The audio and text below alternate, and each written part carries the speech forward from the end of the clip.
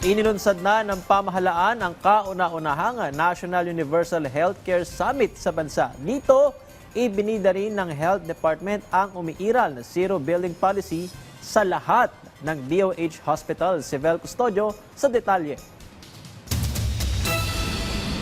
Idinaos ang kauna-unahang National Universal Healthcare Summit. As we convene in this first National UHC Summit, we gather to rekindle the promise that in this nation, health should never again be a privilege for the rich and the fortunate, but a birthright and guaranteed to every Filipino. 2005 nang i-adapt ng World Health Assembly ang Resolution WHA 53.33 Transition na layuning isulong ang universal health coverage na nakaangkla sa sustainable financing and risk protection.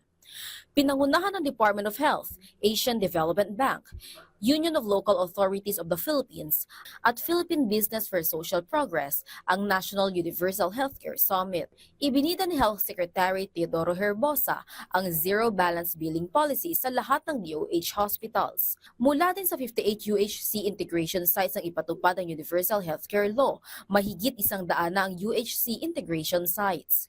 Ayon sa kanya, nananatiling prioridad ng pamahalaan ng programang pangkalusugan. Ang DOH at PhilHealth ang pangatlo sa may pinakamataas na allocation sa proposed budget na may 320.5 billion pesos proposed budget para sa 2026. Sa kalagitnaan ng kanyang speech, The type of healthcare is also dependent on the type of healthcare your government gives you.